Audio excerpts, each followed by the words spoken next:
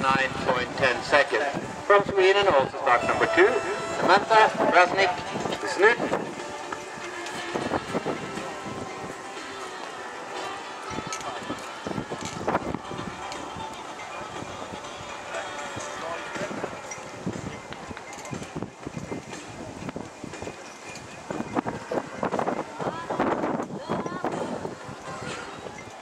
Så er det noen frøken her fra Drøbak som har mistet sykkelen sin. Hun tror kanskje at det er noen som har lånt den, eller tatt seg en tur med. Det er en blå trekksykkel som sto oppe ved hestebilene. Og de av dere som føler dere truffet nå, kan levere den tilbake til Ada.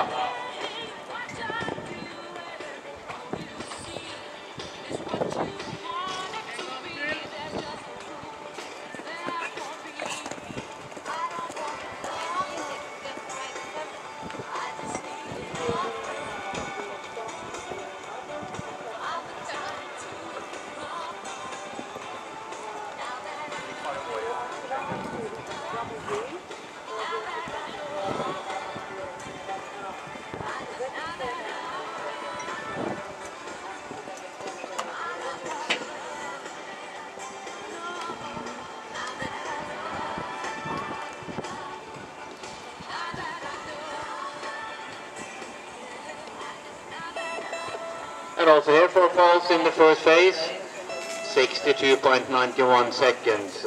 From Finland, start number